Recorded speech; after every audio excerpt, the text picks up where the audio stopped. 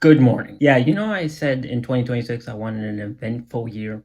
Yeah, well, that's not what I meant by this. On January 3rd, X came out and said we take action against illegal content on X, including child sex abuse and material, by removing it, permanently suspending accounts, and working with local governments and law enforcement as necessary. So what happened? On January 1st, a user going by the name Samantha, that's kind of around the political sphere and also X and like Elon Musk and all that stuff, asked on Twitter, how is this not illegal? With a photo that she had posted being edited and manipulated by the software Grok to make her seem like she was in a bathing suit or in a bikini, with no restrictions, with nothing reviewed or anything like that, which anyone could do and they could still do it, which is crazy. That post alone had 25 million views and was basically the topic of the last 3 to 2 days, with the arguments, with all the nonsense you would usually hear in these types of situations. Why do you post it? You shouldn't post it then. Even though you're literally just posting a normal picture, and there's a whole platform of people posting pictures of themselves to promote themselves on a platform like Instagram. But when you do it on a platform like X and it gets manipulated without your consent and everything, it's like it's treated differently for some reason. With one user saying stop sharing pictures of yourself to strangers online, which is the dumbest argument ever. But the original user, Samantha, responded saying, yes, victim blaming. Imagine sharing a family photo only to see a freak cropped your underage daughter and made her into an AI corn star. Or imagine your son being framed for a fake uncle rape and a bunch of things, and also moves on to like the obviously women should have to fear taking innocent photos or like hiding their face or skin or avoid it being called names and stuff like that. Basically calling out this individual. But then, of course, with Twitter, arguments continue, threads continue, create a bunch of nonsense, really just guiding the conversation away from a solution. No, when everyone knows it's a problem, they rather just minimize the problem instead of actually get the problem to be solved. Until this one user, and usually I would not cover this, but until one user actually pointed how sinister some of these things are, and which that made it interesting to me. There's an abundance of free corn on the internet. Removing women's clothing with AI is something much more sinister, which I agree. It isn't about awareness, it's about control. These men find joy in violating women and taking their agency away. It's like kind of like playing the power dynamic of a situation just because the way you feel and the way you think is right or okay. And that's what's sick about it. It's not really about like what you're doing. It's not for your pleasure or anything like that. You're doing it because of the fact that you know that it gets a rise out of someone and it hurts them to some capacity. That's what's sinister about it. It's like you don't even care how sick this is. You're doing it just because you to get a rise at somebody or to violate somebody in some way, which people can still do literally right now as we speak. That post by X is just telling us that they go against it. It's not telling us that they are doing something about it. They're against it, but they're not doing something about it. It's like that one person that says, "Oh, my friends are racist. I'm not racist though. You're around them. What the hell are you talking about?"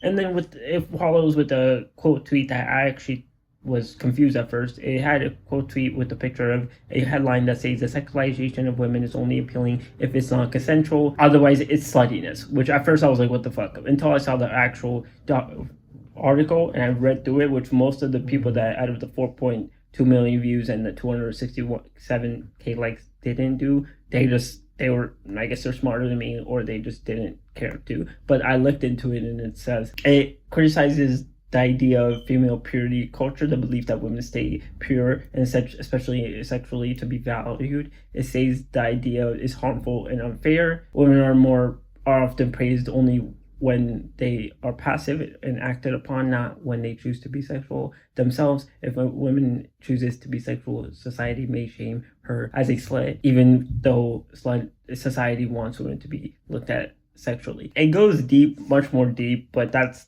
pretty much the gist of it. And this is kind of exactly that. It's like you guys call women slutty for acting upon on these things, like wearing the bikinis and stuff like that you guys edit the photos for. But when you edit the photos, it's not slutty. It's not weird. It's not anything like, it's not looked down upon or anything like that. It's only when the person themselves acts upon it. Then we get to hear, this was the most important to me that I actually wanted to make this video about, is by this interview called Jane and Phi, with interviewing an actor from The Good Place, which seems pretty interesting and also very well spoken. And I think y'all should hear it. So I'll play right now for you. Something that you said. What are those? About the men who made deep fake porn images of you was really interesting. You called for those men to be treated with sympathy rather than being vilified.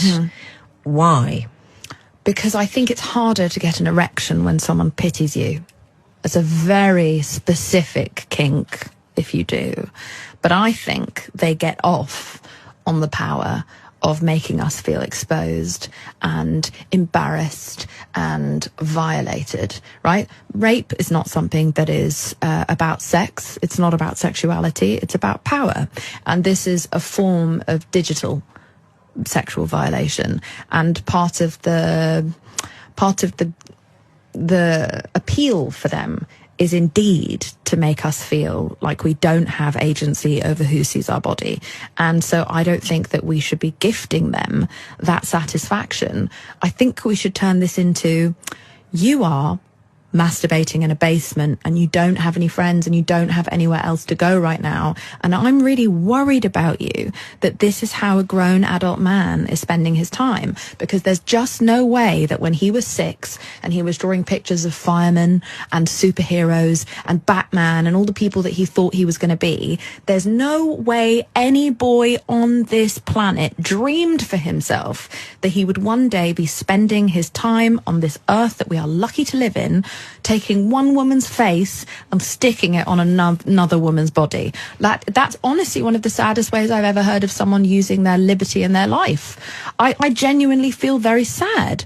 And so it's not really about manipulation, and it's not about coddling. It's about going, are they okay? Like, have you spent an hour putting my face on someone else's boobs? Are you all right, darling? You're 40. What's going on? Like, how can I help? How can we help? Because I bet this didn't fix things for you. I bet this didn't make your life better. I think turning this into a pity party rather than the shame game is actually going to be more effective. And I've experienced that. Is going, this is very embarrassing. I'm deeply concerned for you. It's much harder to feel powerful when someone's going, you're right, hun. We should carry on legislating against these things because they lead to very dangerous places, and teenage girls wanting to commit suicide when these images are circulated as if real. But I do think we can do two things at the same time, which is shift our conversation away from giving them the kudos of being seen as a predator and more as a wimp. I think her idea and the way she went about it is unique, and I think that it gives a lot of people a new way to go about it in a certain situation. I don't believe that it's going to be the correct answer, because I don't think a lot of people can do what she probably can do, because I don't even think she does this. But she thinks that's a good idea, and I would agree with her. Like, you should use pity, because pity is not really attractive for most people. And I think that most people wouldn't be able to do what she's speaking of, because it would just hold so much anger and so much distaste for the person that they can't even have pity. They just want to get rid of the person out of society if they could. I think the idea and everything is great and the way she spoke about it, but I don't think it's realistic for the most people. But if it does, great. I hope people try it. Let's try pity. Let's see what's wrong with somebody. Let's figure it out. But I think it's interesting, and I think it's well spoken.